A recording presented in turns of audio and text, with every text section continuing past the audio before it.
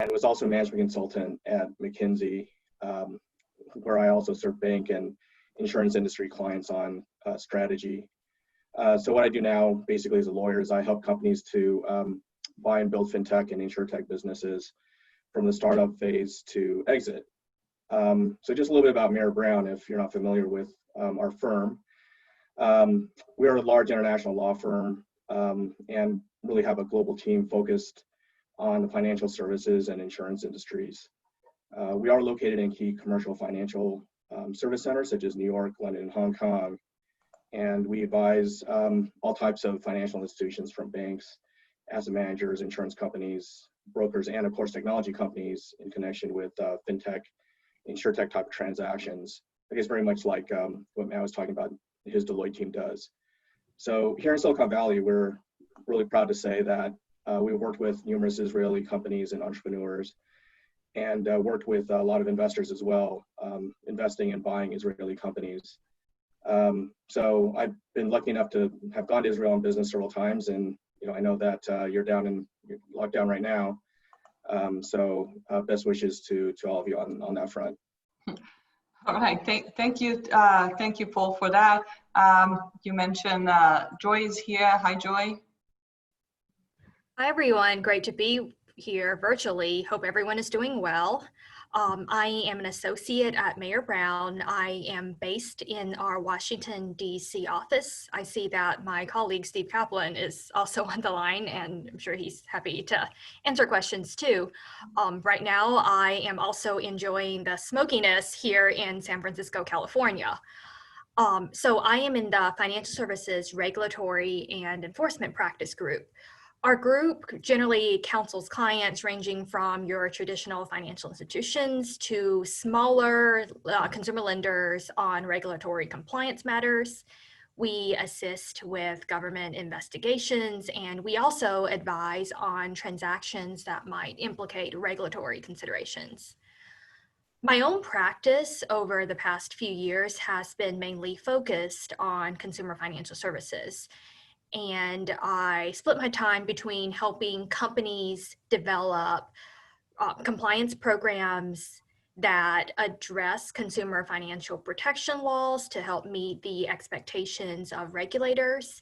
And conversely, I also help represent investors in conducting some of the regulatory diligence work on companies that are going to be engaged in consumer lending activity. Thank you, Joy. And last but not least, we have Guy. Hi, Guy. Hi. So I'm Guy Fuchs. I'm an attorney in Tadmor Levy corporate and banking practice.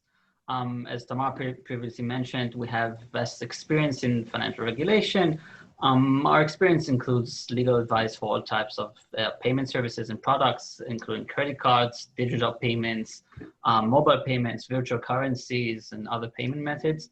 Our clients benefit from our understanding of the regulatory environment in which payment products and services operate, and our years of productive collaborations with relevant regulators making us best placed to counsel clients from very early stages of the design of their products through their growth and expansion to other jurisdictions. Okay, great. Thank you, guys. So I guess, Matt, this is when we start with the questions. And again, I remind our audience that feel free to ask questions throughout the session, and you can use your Q&A box for that. Matt, the floor is yours. Thanks. So maybe we can start with just setting the foundation, and maybe Tamar, you can help us out. Is what do we really mean when we say fintech, and where do we see the Israeli tide in fintech coming in the next number of years? Thanks, Matt. So when we talk about fintech, we are really talking about businesses that use technology to operate outside the traditional business models, and which are changing how the financial services are offered. And this would include wealth management, certain insurance products and services. It's really a business that uses technology to provide faster and more convenient goods. And truthfully, the concept of fintech is growing broader every day. Customer data is collected by the financial institutions. We all know that. And fintechs are really able to cross-sell and upsell additional products and services all the time. I think we have to also keep in mind that we can divide this category into two additional categories. There are those fintechs that really want a direct customer relationship. And as a result, they're competing with the banks. These fintechs want their own licenses. They want their own consumer customers, as I mentioned. They're small business clients. They want to take deposits, and they're happy to be regulated. In these situations, it's possible only in the markets that allow for pseudo banking licenses. And this we see more in the EU actually than in the US, but we are seeing a little bit of willingness now to open up to these pseudo banking licenses in the US as well, which is a positive sign. And of course, in the other category, we would have fintechs that are okay with not having a direct customer relationship. And therefore, they're happy to work with the banks. They're happy to work with the insurance companies, securities trading, crypto companies, and they kind of latch on to their licenses. These fintechs don't need licenses themselves. They work with the banks, and they're under that regulatory regime. And this allows for lots of opportunities in risk management, ID authentication, data analysis, loan underwriting, to mention but a few, really. Thanks, Tamar. Obviously one of the clear paths for an Israeli startup is that when they get to scale is to move into the U.S. market. So Paul, from your perspective, what's your main advice to an Israeli startup that's looking to work with a U.S. partner?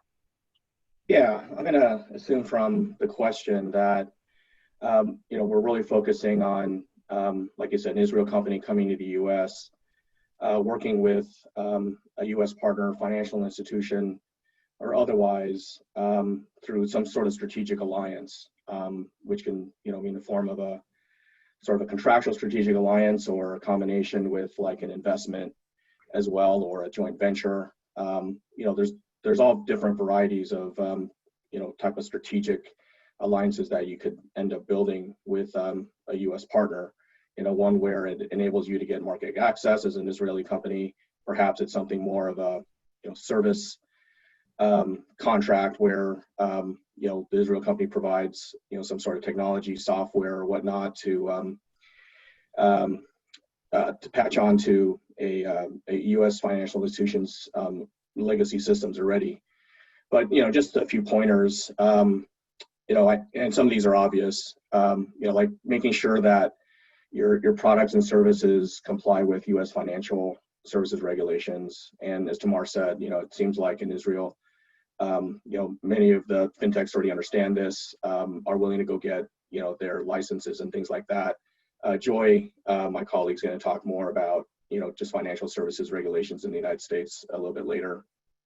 But beyond that, and I'm sure many of the Israel companies are also dealing with this in Israel and other parts of the world where you partner, but same thing with the U.S., ensuring that your products and services are compatible with a U.S. party's legacy systems, assuming that the technology that you're trying to build is either sort of a platform system or, again, something that basically attaches to and gets integrated with U.S. financial institution systems. So that includes cybersecurity, data privacy, and even technology transfer protocols under U.S. export-import laws, and probably Israel export-import laws as well. I think there's certain sensitive types of technologies that, not such a big problem with Israel companies, but has become pretty apparent for other countries' technology companies, let's say China, right? That's been in the news a lot. Artificial intelligence, various types of algorithms that can tap into personal identifiable information for data privacy issues and things like that.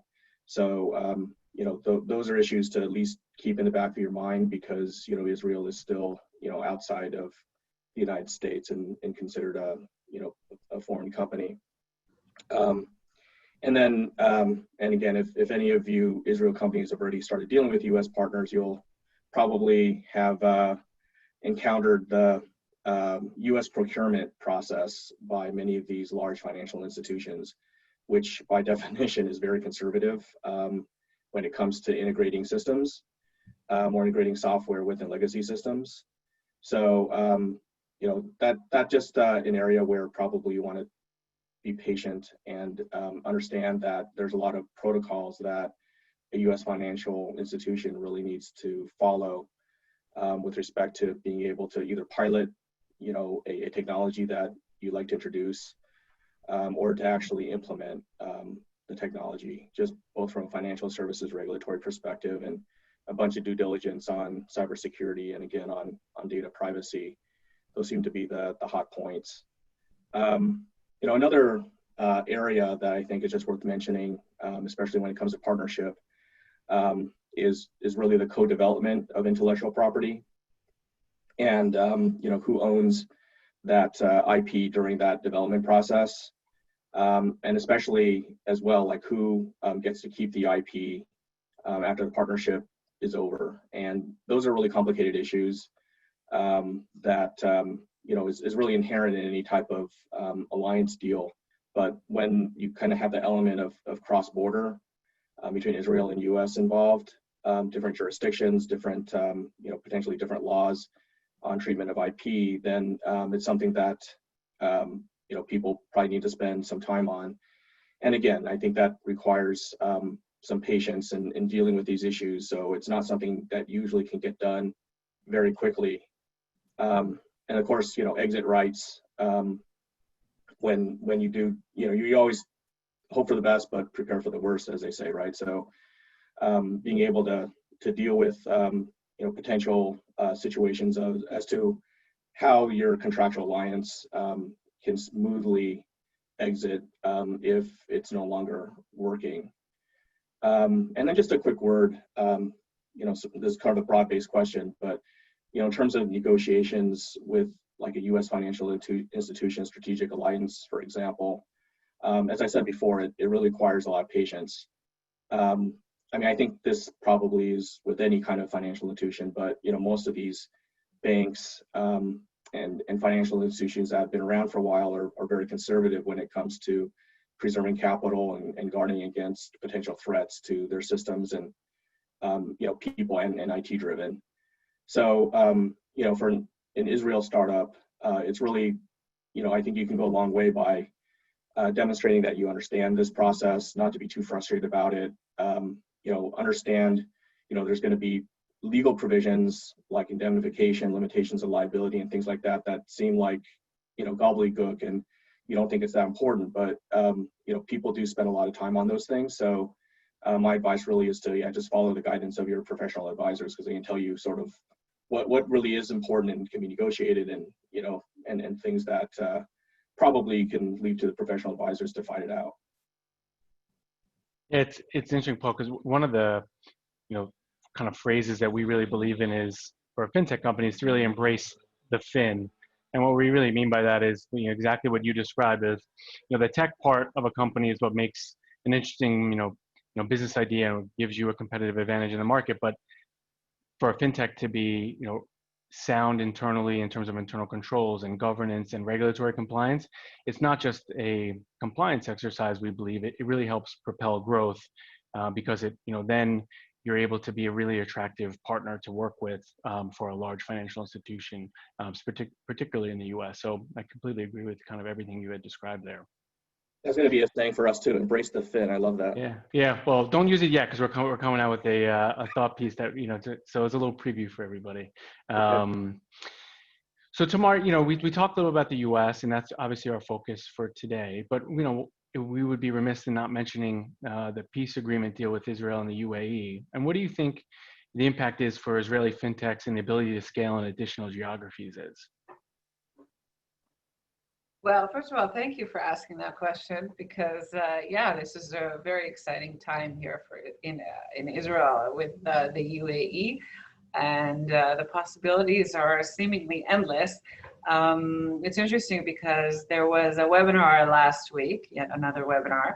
It was Fintech Aviv, which is the largest fintech meetup organization in Israel. And the founder of Salario is an Israeli fintech startup that just received an investment from a UAE entity. And the founder was asked how he felt about the fact that this was the first investment from the UAE.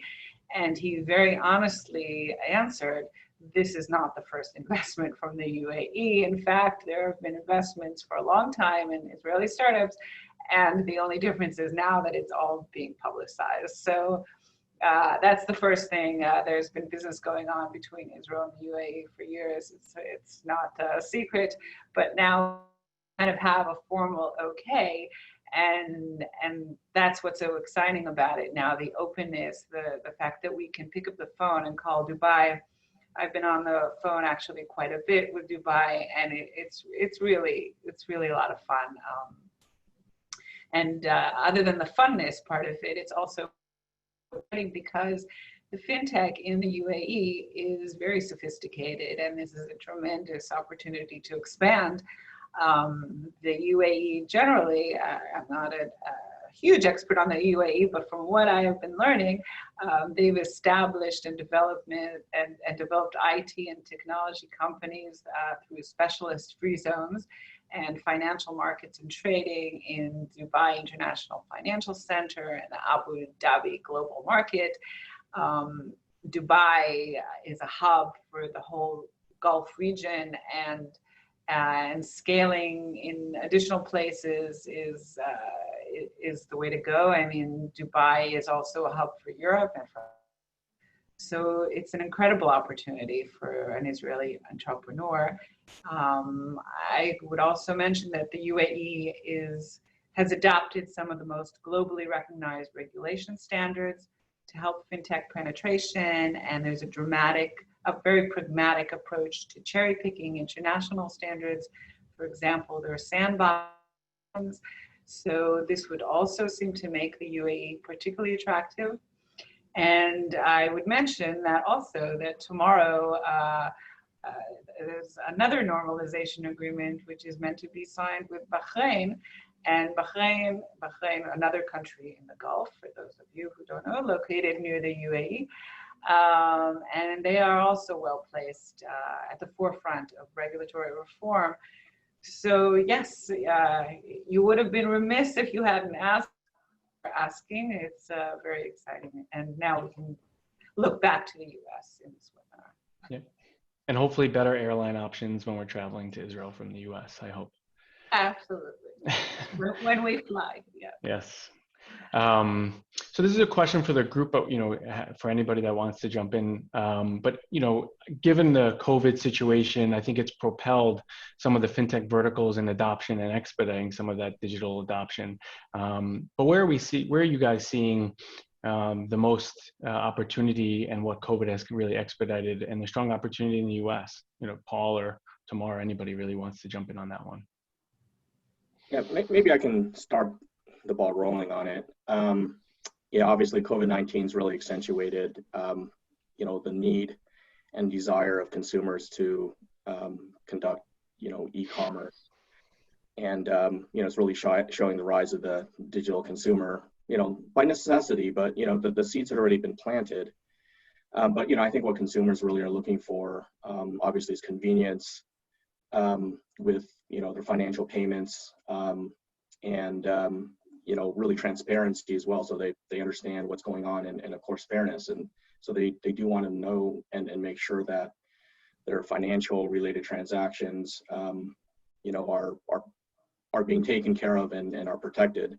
So I think the fintech industry has done a really good job, pre-COVID-19, but also during COVID-19, to really reassure people that they can continue conducting business. So the world didn't, the economic world didn't necessarily all fall apart. Obviously, it's been challenged, but I think a lot of these fintech innovations have actually really helped people to keep things going. So I think that a lot of these trends will really be continuing over time. I think from a U.S. financial institution perspective, I think they are very interested in ways that they can continue to communicate with the consumer, create the confidence that their platforms that they're doing on the lending, banking side, as well as payment processing, which happens more in the back office, are all really working well and easy to use for people. So I'm seeing like platform deals by startups where being really attractive to banks and financial institutions, where if they have a particular product or they want to reach a particular consumer, they don't have to reinvent the wheel, but they can just glom onto an existing platform that already has a following. It could be white labeled or not, but I think those kinds of innovations are quite good. When I say platform, they can be front end or back end, right? Because back end processes can also be platformed, and so it's sort of a plug and play type of situation. So I think that's also something that will continue. Wealth tech tools. I'm not sure if any of the Israeli companies are sort of in wealth tech or focus more on payments processing, things like that. But despite the challenges of COVID-19, I think preserving capital for people, and managing their finances in a way that sort of makes sense in a more uncertain world is even more important. So just helping, in particular, probably like the mass affluent manage their money, and related trust retirement planning services, I think, is another area where fintech is really going. And I guess what I'm most excited about is really like this convergence of financial services, insurance, and consumer lifestyle products, so that this fintech stuff that we're seeing is really a lot of it's invisible now, and people just assume that it all works. But these financial technologies are really being embedded by non-financial companies and really becoming part of people's lifestyle choices, and combining healthcare, healthy lifestyle, people's insurance needs or protection, savings, sort of all in kind of one package. And then of course, what the companies want to know is like, what do these consumers look like, right? So they can offer you the right products. So, there's pros and cons to that. There's some regulatory issues obviously involved in that too, but, just the ability for people to have a more easy way to get the products that actually fit them, I think is an exciting prospect. All right, we can switch gears a little bit and get a little bit more into the regulatory topic. And guys, so one of the questions that we thought would be helpful for the group is, what regulatory advancements have been made in Israel, which would prepare a company, strengthen it, and support its competitiveness? Well, in the recent few years, we've had a few significant regulatory developments intended to make Israel's financial sector more competitive. We've seen the separation of two credit card companies from the two largest Israeli banks in accordance with what's called in Israel the Shroom law, which took place in the last several years. This separation aimed to make at least two of the existing credit card companies significant players in the market and to become strong competitors to the banks, who currently provide almost 95% of the credit provided in Israel to households and businesses. We've also seen the grant of license to a fully digital bank.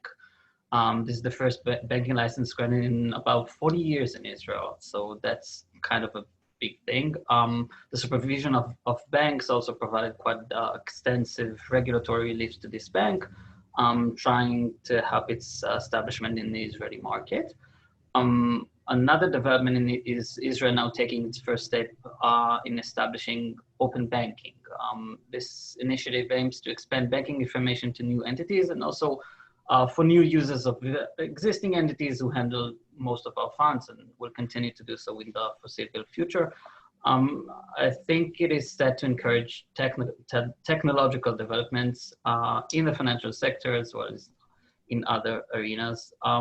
Although this initiative requires coordination efforts by several Israeli authorities, the Bank of Israel was the first to respond, and it published a directive which naturally applies to banks and credit card companies which are under its regulation, but it set out the Berlin Group standard. It's also known as the next gen PSD2 standard, as the one to be applied in the Israeli market. Another issue worth mentioning is the fact that prior to 2016, there was no centralized credit database in Israel. This might be quite a surprise to those of you in the US who are quite accustomed to having this tool. While the Bank of Israel has only now set up this database to which all households' financial data is reported by banks, credit card companies, loan providers, and several governmental entities. Existing and new credit bureaus have now received relevant licensing, which allows them to access this database on behalf of loan providers, of course, subject to data subjects' consent. We think this development is set to increase the scope of information available to loan providers, both bank and non-bank entities, and to increase competition in this field. One last thing is a new memorandum of law which was introduced lately regarding a potential new program designed to enable fintech companies to test their products and services in the Israeli market by creating a regulatory sandbox. This will offer fast-growing Israeli startups a better environment in which to operate.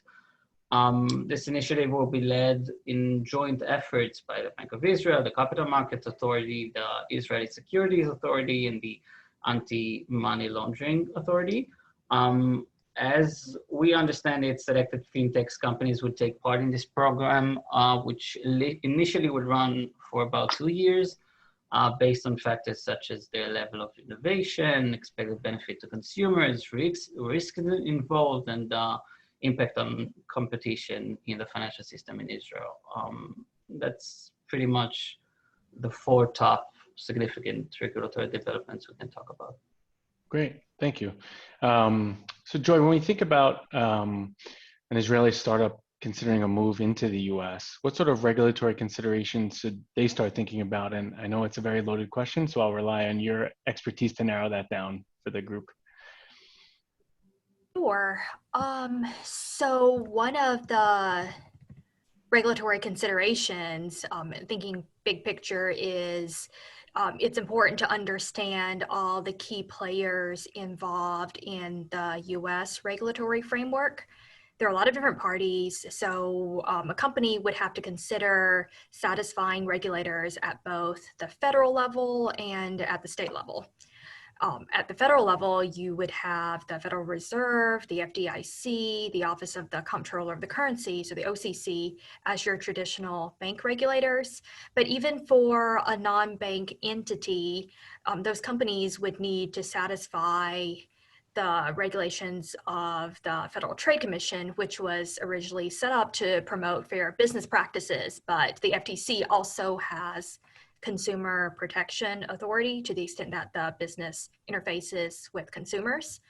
After the 2008 financial crisis, the Consumer Financial Protection Bureau was also set up. And this entity, or this government agency, also has supervisory authority, meaning even before a business is engaged in wrongdoing or suspected wrongdoing, the CFPB has authority to look over the business's shoulder and make sure that the practices are compliant. So that's just at the federal level. At the state level, a company would need to consider whether under different state laws that they would need to be licensed or not. And then with licensing comes all the different substantive expectations of the state regulators. In addition to the state regulators, you would also have the state attorneys general who may act when a consumer starts bringing a lot of complaints against a certain company. The state AG can step in to bring a lawsuit. So these are a lot of different parties to make happy.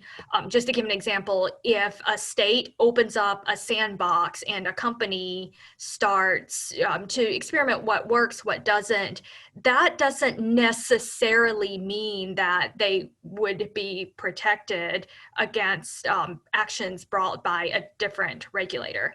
So there are just several different layers to consider. To give an example, in the past year, in October 2019, the Consumer Financial Protection Bureau brought an action against a debt relief company claiming that they engaged in improper advertising in soliciting consumers for their services. And this action was brought along with the Minnesota State AG, the North Carolina Department of Justice, and the Los Angeles City Attorney. So this shows that oftentimes regulators can and will share information and bring a joint action to satisfy regulations on the state level. I mentioned we have 50 states. Licensing obligations will vary from state to state. It's quite expensive to comply with all of the state licenses and maintaining those licenses. And then once the company is licensed by any given state, the company could be subject to periodic examinations, record-keeping requirements, and also any specific requirements related to disclosures that the company might need to make to consumers. Just a follow on, Joy. So obviously, I think most people jump to regulations as being restrictive for a company, but I think in the fintech world, I think we're seeing some regulations as actually being opportunistic for some of the fintechs. So can you talk a little bit about where we're seeing that, and such as non-bank lenders as an example? Sure. So recent regulatory movement by the OCC and the FDIC appear to be sort of favorable to companies such as startups who are seeking bank partnerships. So we're talking about, as you mentioned, these non-bank lenders who are looking for a bank partner. And with the regulatory complications I mentioned earlier, a lot of these fintechs are looking to bank partnerships or want to be acquired by financial institutions. The reason being some of these, or hopefully most of these, traditional financial institutions are more familiar with their regulatory expectations. They've been more established and they've developed relationships with the regulators over time. So under a bank partnership model, without going into a lot of the details, a non-bank lender would find the bank partner who is exempt from the different state licensing requirements. So the states have restrictions on how much interest may be charged, but a bank would only be subject to the state law under where it is chartered. So the bank just picks a state where the interest limit is higher, then they are able to export that interest rate across all 50 states without being subject to the various limitations. So once this non-bank lender partners or finds this bank partner, then they would be able to make loans without having to consider as many of the restrictions. In the past, there's been court decisions that question who is considered the true lender under this bank partnership arrangement.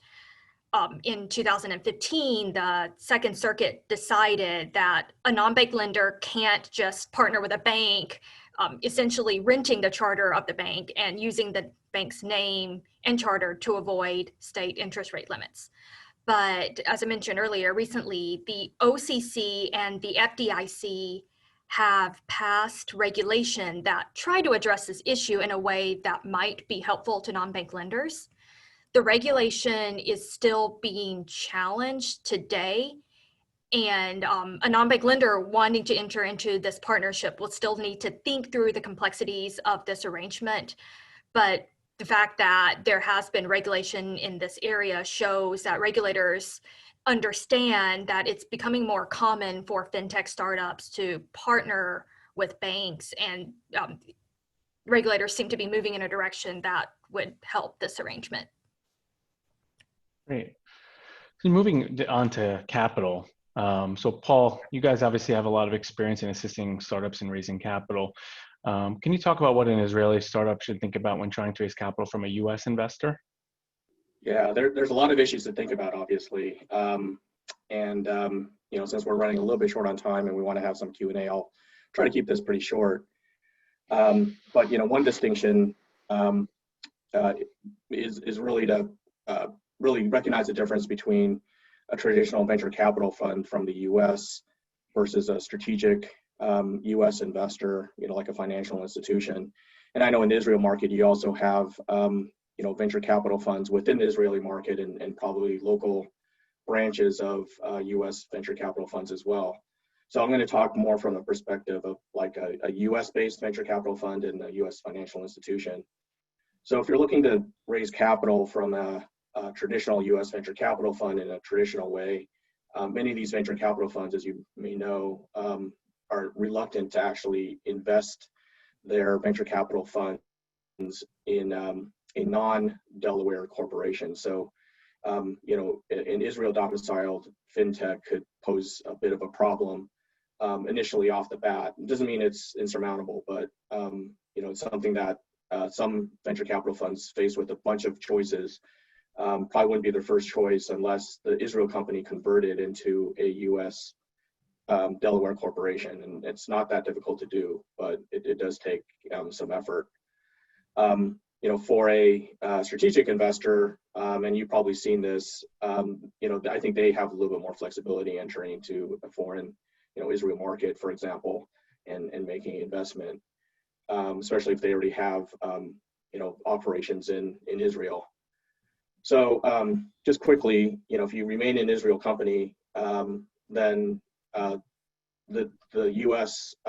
investor will have a lot of emphasis on due diligence, not only to understand your technology edge and financial situation, but sort of like what Matt was saying, really embracing the fin, right?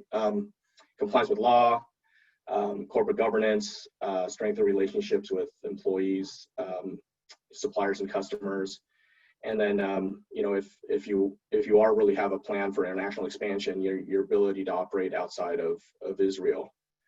And then from an investor perspective as well, really understanding Israel laws, and Tamar can address this on how a foreign investor from the U.S. can really secure sort of standard corporate governance protections, investor rights, while still conforming to Israel law and business practices.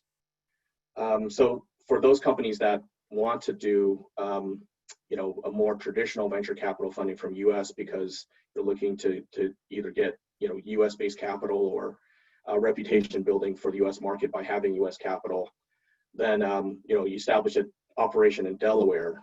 So we've seen plenty of, companies from Israel, Australia, and others do what we call a flip up, which basically converts an Israel company to a Delaware corporation. But, in many instances, your employees and consultants and others, stakeholders are still based in Israel, obviously. And so, the U.S. investor will still want to better understand how, how the employees, stock option plans, incentives, and just general compliance with employee law. How does that really work? And then also, if there's technology being developed in Israel, just making sure that there's no, impediments with the transfer technology. And just like for any other technology fintech deal, really the protection of intellectual property rights. So, one recommendation is just have that really secure and locked down, and explanations of, all the different software that are using, all the patents that are implemented within, your company. You just gotta have that really laid out very clearly for investors, because, the value of that is going to be very high. I mean, that's what gives you the technological edge besides just implementing your technology. So, companies that have that really well documented and being able to answer, investor questions very quickly on those, I think, look a lot smarter. Especially for the early stage startup, I think that's important. There's a bunch of other issues, of course, but some of them are laid out in our handout. One of the other areas is just to be conscious of, and maybe this won't be a big issue for you, but there are investment restrictions by U.S. financial institutions under the U.S. Bank Holding Company Act, where if a U.S. financial institution that's subject to that act is considered controlling a fintech, then that fintech also is subject to U.S. financial services regulation.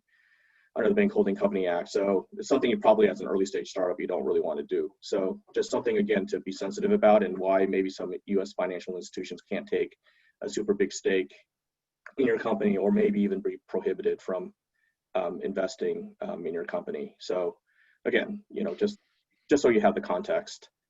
Matt, there's a lot more, but I'll pass it back to you. Great.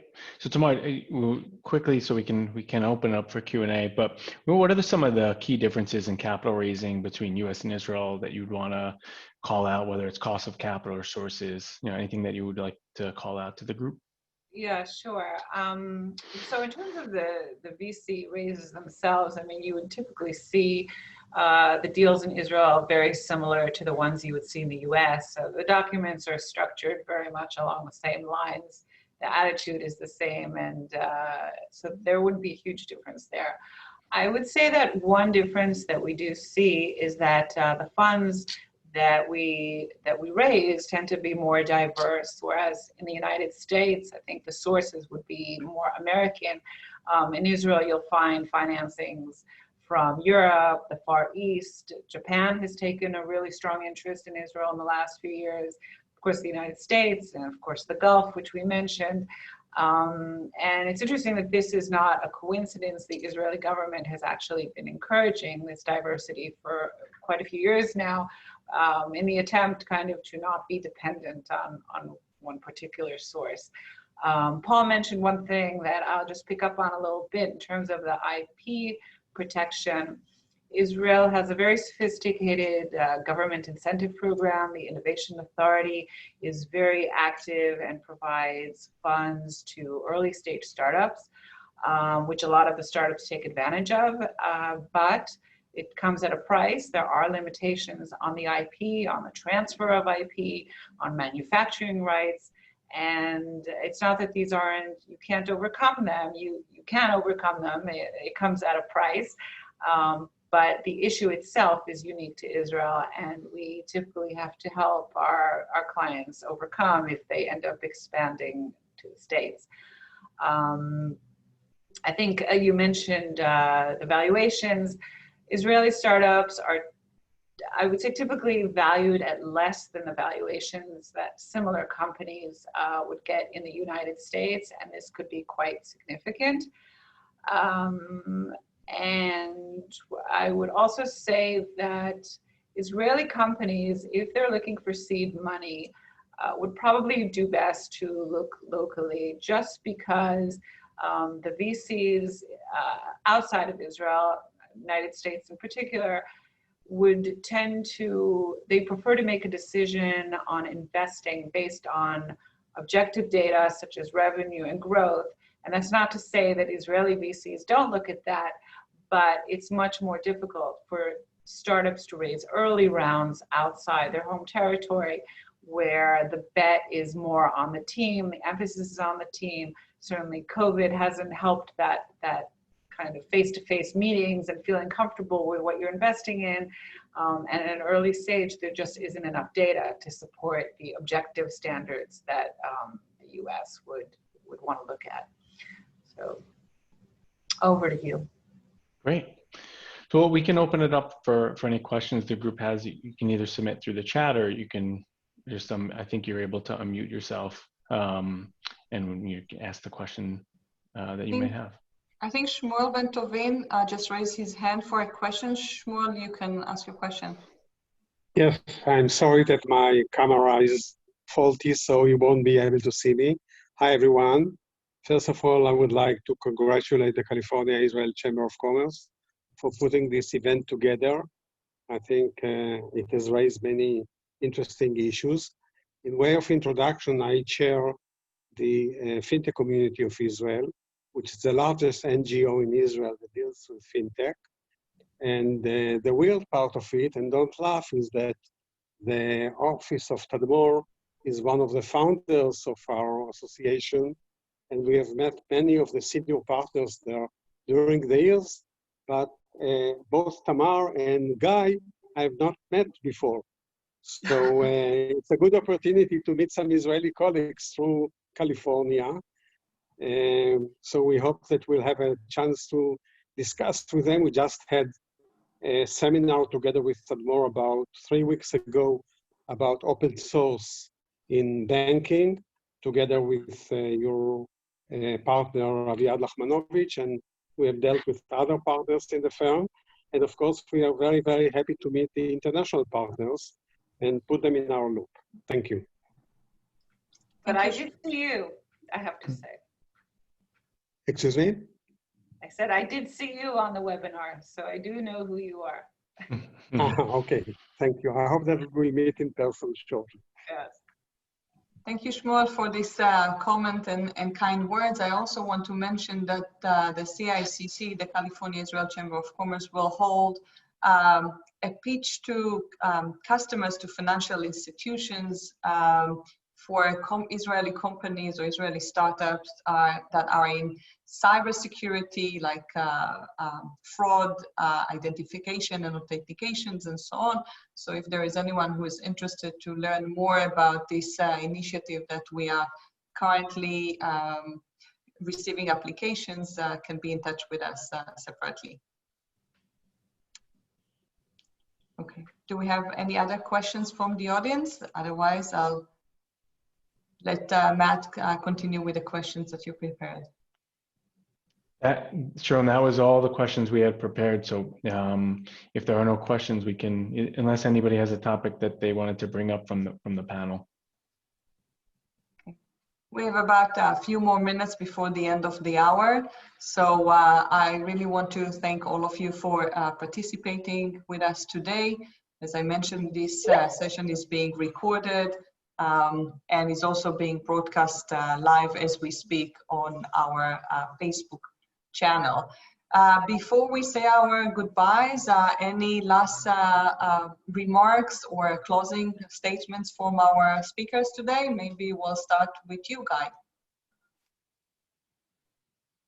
Actually, I'll let, if that's okay, I'll let Tamar have our closing statement. Okay. No worries. Well, we are very flexible. So you know what? We'll go through Tamar, Paul, and Matt also. No problem. Yeah, no, I would just like to say that being a fintech startup requires a lot of patience and an understanding that it's a marathon, not a sprint. So, you know, the two main challenges I think that a startup is looking at really is how to source the money and how to accelerate. These days it's even harder. I mentioned the face-to-face meetings, and we all kind of give a huge boost to Zoom, but I'm still a big believer of face-to-face. Zoom is not the same, and it's even more difficult now to raise from new money. I'm not talking about a VC where you're already in their portfolio. So, you know, at Tadmor Levy, we have a wide network of VCs, corporate VCs, private equity funds, family offices, crowdfunding platforms, high net worth individuals, and we try very hard to leverage the contacts for our clients. We feel that it's kind of a value added that we provide. And in terms of acceleration, Israel is a great place to be. There are a lot of major American players that have set up shop here. It's Citi, Visa, JP Morgan, and others. They're helping with accelerator and incubator programs, and we try very hard to assist our clients also in kind of trying to figure out where they should go and what they should do. Yeah, I think the only one other thing is, as kind of a parting shot, is to say that we're familiar with the regulations in other countries because Israeli startups, the fintechs, they know that Israel is their sandbox. This is where they try out, but we're a small country and they have to look outwards. And so they do look outwards, and we have a broad range overseas also of people, colleagues, such as Mayor Brown, that we can turn to and get the assistance that we need on the ground. And we try to, like I said, utilize our contacts. So happy to help anyone who needs it. And mentioning the help, so we have here the contact information of our speakers. If any of you is interested to get in touch, you have the phone numbers and the emails of our speakers. I also want to mention that in our Q&A box, we have a handout with a summary of the key topics that we discussed today. So feel free to download that. And we will also send it by email to everyone who signed up for today's session. Paul, some last remarks maybe? Yeah, first of all, thank you so much for the CICC for organizing this event. So we have a chance to talk to Israel startups and learn a little bit more about what's going on in Israel. And of course, to my fellow panelists at Deloitte and Tadmor Levy. So just a parting comment on, what I was talking about earlier about this convergence of financial services with really consumer choices and lifestyle. I think that's going to continue going. Financial services companies are really becoming tech companies. And, one of the drivers of enabling this is really artificial intelligence and robo-advice. And so tons of potential, but also lots of issues.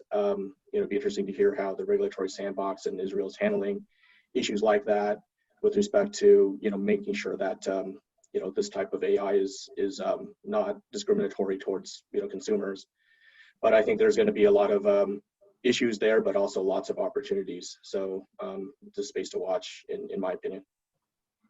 Thank you. And Matt, some closing statements and also about what Deloitte can offer Israeli startups? Sure.